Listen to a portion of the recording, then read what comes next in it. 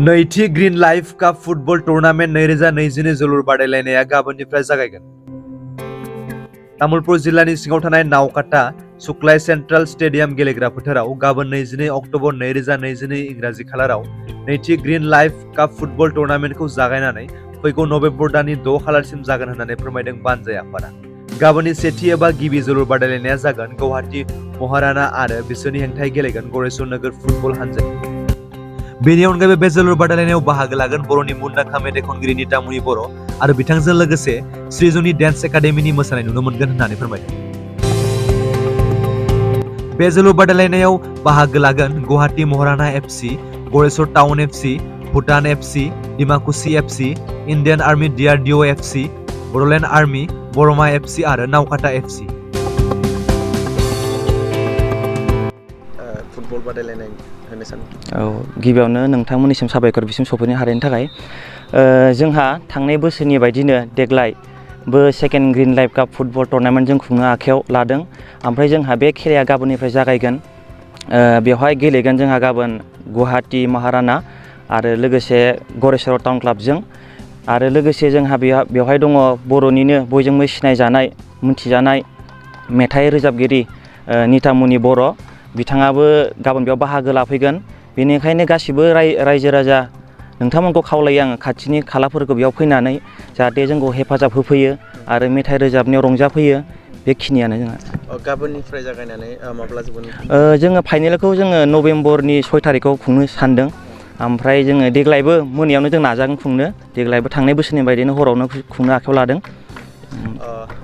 मोनबेसे जितु फुटबल हानजाखौ नोंथांमोन? जोङो टटेल 9 टिमा लाबोदों देग्लाय।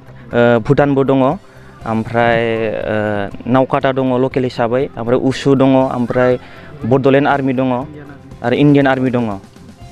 टटेल 9 आरो मा होनो बरमा दंबावो लोगोसे बरमा इउनाइटेड। माब्ला जागोन जितु जोबथा फाइनाल? जोंना जोबथाया 6 नभेम्बराव जागोन। 6 नभेम्बर मा थागोन बे सानखालि? बे सानखालि जों थांनाय बोसोरनि बायदिनो देग्लायबो मेथाइ रोजाबगिरि मोसागिरि बेसेबां हायो जों लाबोनो सानदों। दा जोङो मा होनो जोङो माबाखौ पाब्लिस खालामथ'वाखै जाय जायखौ लाबोनाय जागोन। ओइदिनखालि जोङो नोंथांमोननि गेजेरजों जोङो पाब्लिस खालामगोन। देग्लायबो टिकेट दङ। VIP दङ 50 रां आरो 20 थाखा। जिहेतु गाबोननि खेला बेहाय रायजो राजाखौ मा लुबैयो जिहेतु मा मेसेज होफैनो थाखाय?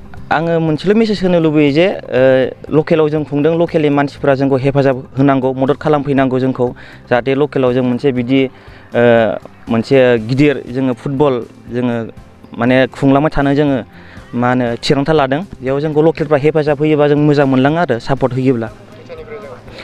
खेलाया जोंना 3 बाजिनिफ्राय जागोन। 3 बाजिनायनि सिगां जोंहा मेथाइ खननाय थागोन आरो खेला जोबनाय लोगो लोगो बे मेथाइ खननाय हाबाफारिया जागायलांगोन। माब्ला खेलाया जागोन? जोंहा दङ गाबोन थाहैबाय लोगोसे सानसे गेप्स दोनदों जोङो। बिनि अखानायै जाबाय थागोन खेलाया सानसे। सानसे गेप्स थानानै खेलाया जागोन। गाबोन जालायबाय ओमफ्राय सानसे गेप्स थालायबाय अखानायै जालायसिगोनलाय बिदि।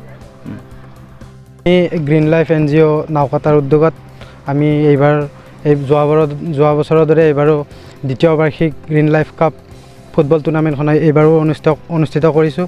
অহাকালি আমাৰ প্ৰথমখন কোৱাৰ্টাৰ ফাইনেল খেল অনুষ্ঠিত হ'ব। খেলখনত অংশগ্ৰহণ কৰিব গুৱাহাটীৰ মহাৰাণা ফুটবল ক্লাব আৰু গুৰেশ্বৰ টাউন ফুটবল ক্লাবে। মই সকলো ৰাইজক অনুৰোধ জনাইছোঁ আমাৰ এই খেলখনত সকলোৱে এজন সহযোগ কৰে।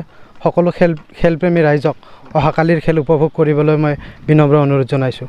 অহাকালি কি থাকিব আপোনালোকৰ? অহাকালি আমি বিশেষ আকৰ্ষণ মানে আমাৰ অপেনিং চেৰিমনি থাকিব নিতামণি বড়ো গীতৰ শৰাই, লগতে শ্ৰীজনী ডান্স একাডেমীৰ নৃত্য প্ৰদৰ্শন হ'ব। এইখিনিয়ে। কেতিয়া হ'ব ফাইনেল? আমি গ্ৰীণ লাইফ কাপ ফুটবল টুৰ্ণামেণ্টৰ ফাইনেল খেলখন অহা 6 নৱেম্বৰ তাৰিখে কৰিম বুলি ভাবি আছোঁ। যদিহে বিশেষ কোনো প্ৰব্লেম নহয় 6 তাৰিখে আমি ফাইনেলখন অনুষ্ঠিত কৰিম। এইটো এতিয়াও আমি সঠিককৈ ক'ব পৰা নাই। আমি সময়ত আকৌ জনাই দিম। যিটো কালি কেইটা বজাৰ পৰা খেল? অহাকালি আমি দুপৰীয়া 3 বজাৰ পৰা প্ৰথম কোৱাৰ্টাৰ ফাইনেল খেলখন অনুষ্ঠিত কৰিম। আপোনালোকে কেইটা টিম? আমি মুঠতে 8টা টিম নিমন্ত্ৰণ দিছোঁ। আমি আমন্ত্ৰণ কৰি আনিছোঁ তেখেতসকলক এগ্ৰিমেণ্ট টিম গোটেইকেইটা। প্ৰথম টিম মহাৰাণা, গুৰেশ্বৰ টাউন ক্লাব, আপোনাৰ ইণ্ডিয়ান আৰ্মি DRDO, ডিমাকুচি উচু ক্লাব, বডোলেণ্ড আৰ্মি, বৰমা ইউনাইটেড FC, তাৰপিছত এইখিনি আপোনাৰ ভূটানো থাকি গ'ল। এই 8টা টীম লৈ পেলাই আমি খেলখন অনুষ্ঠিত কৰিছোঁ।